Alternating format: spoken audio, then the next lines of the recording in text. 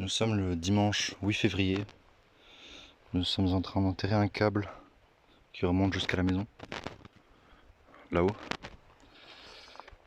Voilà, tout le long. Pour le relier à un poteau électrique là-bas plus bas. Enfin, c'est déjà relié. Là, on est juste en train de l'enterrer pour pas qu'il se voie. Et il y a ce hêtre en plein milieu du chemin. Donc je vais essayer de le prélever pour lui sauver la vie. C'est pas garanti parce qu'il y a plein de cailloux partout.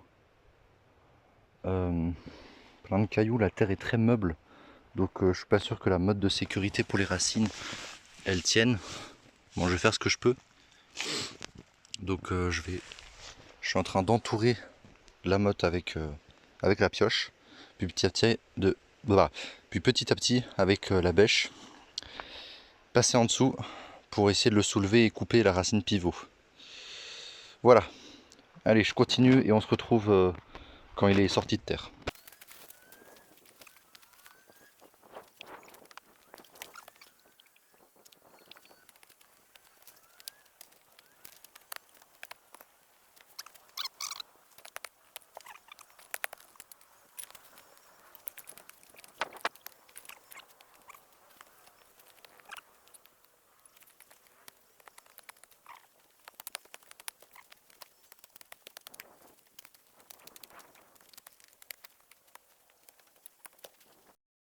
Après une demi-heure environ, j'ai réussi à l'enlever. Il y a plein de radicelles, c'est vraiment génial. Normalement, il va reprendre sans trop de problèmes. Donc là, la prochaine étape, c'est de couper les pointes des grosses racines pour avoir des coupes nettes. Enlever les racines abîmées. Et puis, faire un prélinage. Donc là, j'ai pris un seau avec de l'eau. Le but, c'est de faire de la boue et de tremper les racines dedans. Pour éviter qu'elles se dessèchent. Parce que je vais le rempoter pas avant demain. Donc voilà, faire un bon prélinage. Puis le mettre dans un sac plastique avec de la terre autour des racines, quand même. Et bien emmitoufler tout ça pour éviter que ça sèche trop.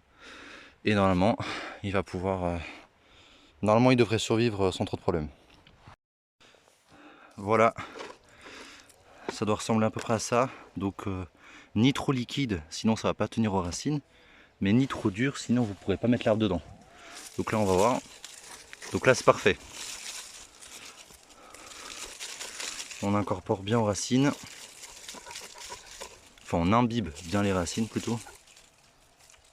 Et là, c'est parfait. Là, les racines, elles vont plus se déshydrater. Voilà. Je vais laisser un peu tremper l'arbre dedans. Et puis maintenant, c'est de préparer le sac plastique. Donc là, je vais mettre, on a un sac de terreau des anciens propriétaires. Je vais mettre du terreau, comme si je rempotais l'arbre. Et puis après, je vais bien enfermer l'arbre dedans, enfermer les racines dedans. Voilà, voilà. Bon, on se retrouve quand l'arbre est emballé. Voilà le résultat final. Donc, j'ai rajouté du terreau autour des racines. Et ce qui est très très important, c'est de bien encorder la motte. Si vous n'avez pas eu l'occasion, quand vous prélevez l'arbre, d'avoir une motte de sécurité, ou si elle s'est cassée, comme moi, rajouter de la terre. Et ce qui est très très important, c'est de bien entourer avec de la corde pour que ça ne bouge pas et pour pas que les vibrations cassent la motte. Donc quand vous prélevez, si vous pouvez avoir une motte de sécurité, c'est toujours mieux. Comme ça, vous n'avez pas besoin de rajouter de la terre dans le sac plastique. Et si vous n'en avez pas, faites pareil, rajoutez de la terre et surtout bien serrer la motte. Donc là, il va rester comme ça jusqu'à demain. Et demain, je vais le rempoter dans un grand bac, dans un grand pot. Donc moi, je vous dis à demain pour le rempotage. 24 heures après le prélèvement, ouais, 24 heures, un petit peu moins, je vais procéder au rempotage. Donc couper toutes les cordes, voir si le système racinaire est toujours intact. Normalement oui. et le rempoter dans ce pot. Alors, oui, le pot est assez petit pour la taille de l'arbre. J'aime bien prendre des pots petits pour la reprise. Ce pot sera uniquement pour la reprise. Une fois que l'arbre est enraciné, je le mettrai dans quelque chose de beaucoup plus grand. Là, c'est juste pour la reprise. Et le substrat, alors un substrat léger, j'ai pris de la terre du poulailler que j'ai mélangé avec du sable. Tout simplement. Aussi simple que ça. Donc c'est parti, je commence par couper les cordes et voir si tout se passe bien au niveau racinaire.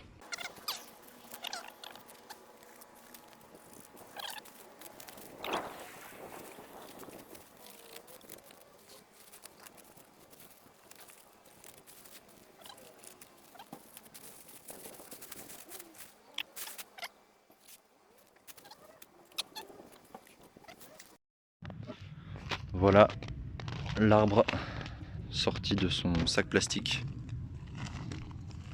Donc magnifique.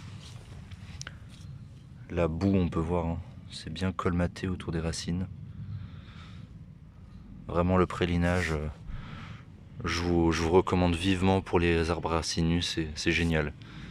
Ça garde bien l'humidité, ça conserve les racines. Pour tous les arbres racinus de manière générale, c'est la perfection.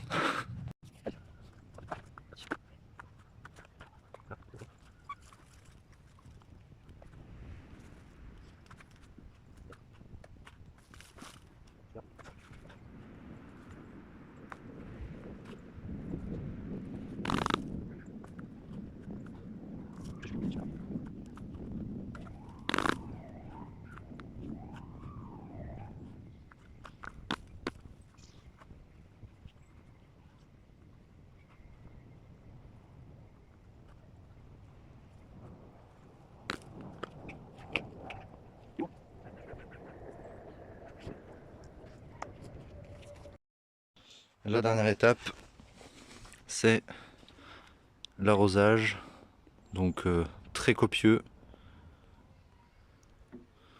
Allez, environ 2 litres. Voilà le travail accompli. Donc je l'ai mis dans la serre pour éviter qu'il ne bascule de trop avec le vent. Et pour le protéger parce que le week-end prochain on aura quelques petites gelées, encore de la neige. Donc voilà, au moins là il est bien protégé. Et là je le protège des gelées, mais ça vaut tout aussi bien pour tous les arbres que vous avez en extérieur en pot. Il ne faut pas croire que un hêtre qui est normalement habitué au froid, hein, il peut résister jusqu'à -25, va résister à -25 dans un pot. Les racines en pleine terre, elles ont une température constante de 15-18 degrés. En pot, donc les variations de température restent dans cette fourchette-là en pleine terre, 15-18. En pot, on peut avoir des variations de température entre l'été et l'hiver de -5 à 60. C'est pas du tout pareil, surtout avec des pots plastiques noirs. Si vous laissez un pot en plastique noir en plein soleil, votre arbre, vous allez le perdre très très rapidement. Les racines ne sont pas habituées à ce genre de variation. Donc, c'est pas qu'il ait vraiment besoin de protection en hiver, mais au moins limiter la variation de température dans le sol. Voilà, je pense que tout est dit. Donc moi je vous retrouve au moment où il va commencer à ouvrir ses bourgeons. Et après, faire un petit suivi. Voilà, voilà. Bah moi je vous dis à très bientôt. Nous sommes aujourd'hui le 9 avril. 2 mois après le prélèvement, eh bien on peut voir que les bourgeons commencent à gonfler. Donc ceux-là ce sont les plus avancés, sinon au sommet aussi. Voilà, quand les bourgeons sont mous comme ça veut dire que les feuilles vont pas tarder à sortir. Je lui ai mis de l'engrais, c'est pour ça que le substrat est blanc. Je lui ai mis de l'engrais. Pour l'instant il n'y a pas de racines qui sortent par les trous de drainage. Généralement j'attends ça pour confirmer la reprise d'un arbre. Là pas encore. Sur cette branche aussi, les feuilles vont sortir. Enfin voilà, ce bourgeon là il est mort malheureusement. Donc pour l'instant tout va pour le mieux, il montre pas de signe de dépérissement, donc je suis très content. J'en avais prélevé d'autres, des plus petits, pour faire un bosquet de hêtres décoratifs. Et je les ai mis dans la serre. Voilà pourquoi ceux-là ils sont déjà en feuilles. Malheureusement, comme je voyais qu'ils étaient vraiment en souffrance à cause de la chaleur, parce que dans la serre il y a déjà des températures de 45, je les ai ressortis, mais voilà, on peut voir les dégâts. Donc les feuilles se sont littéralement fait spawn kill. Là non plus, aucun signe de reprise, donc j'attends.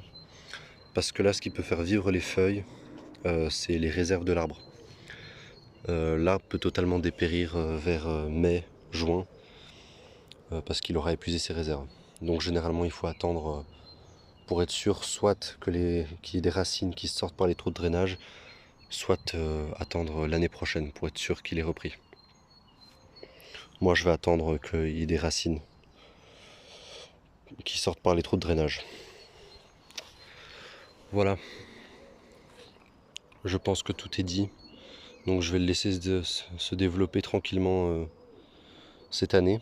Et puis l'année prochaine, on va voir ce qu'on fait. Peut-être un arbre décoratif, encore une fois. Non, mais faire par exemple des petits plateaux.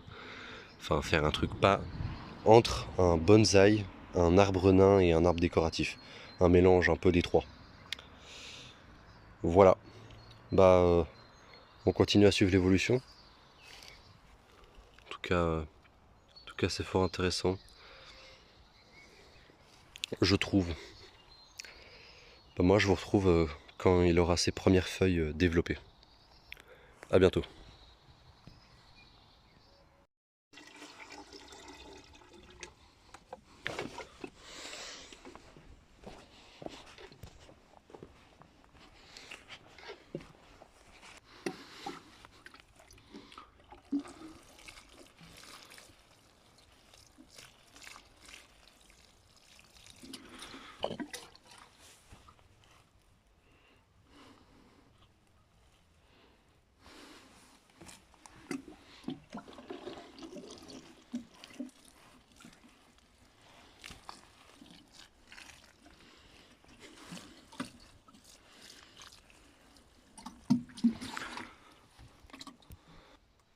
Bonjour à tous, nous sommes le 15 avril.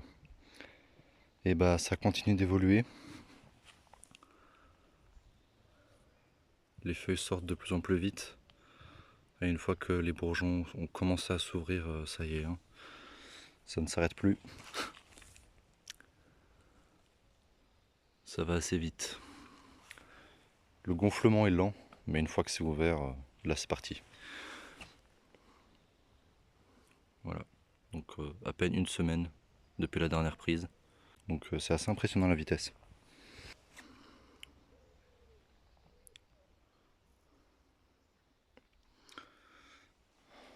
Voilà. Celui-là s'est fait un peu grignoter. Bon, c'est pas grave, hein. De toute façon, cette branche, je pense que je vais la condamner. Parce que bon, que des branches sèches, pas très intéressant. Cette branche est assez faible. Donc ouais, cet automne, je vais la supprimer.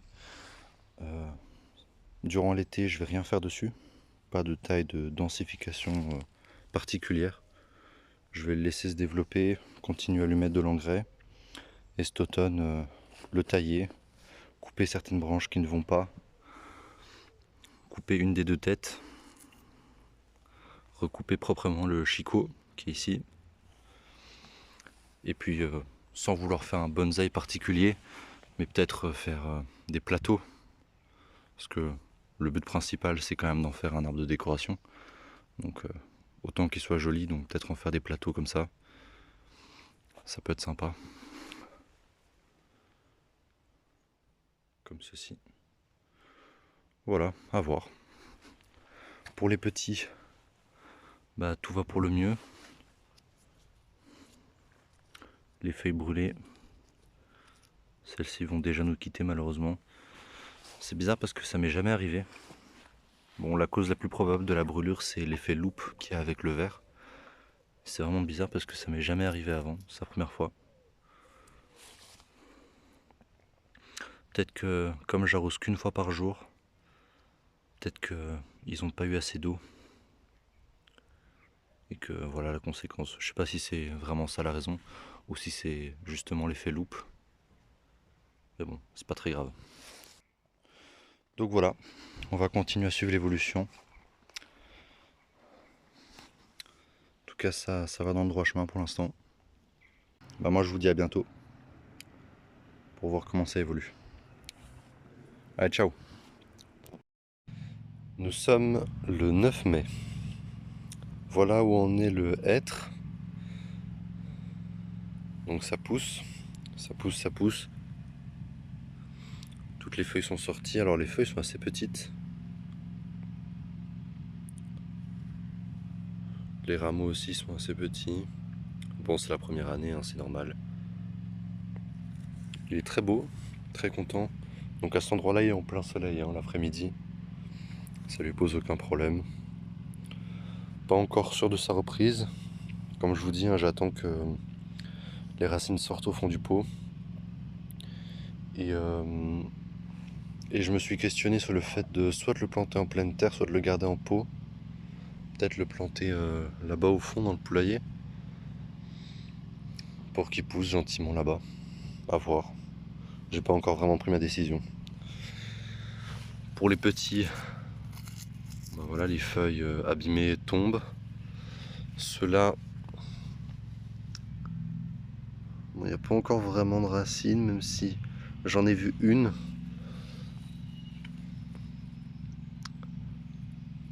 Sinon, tout va bien pour eux aussi.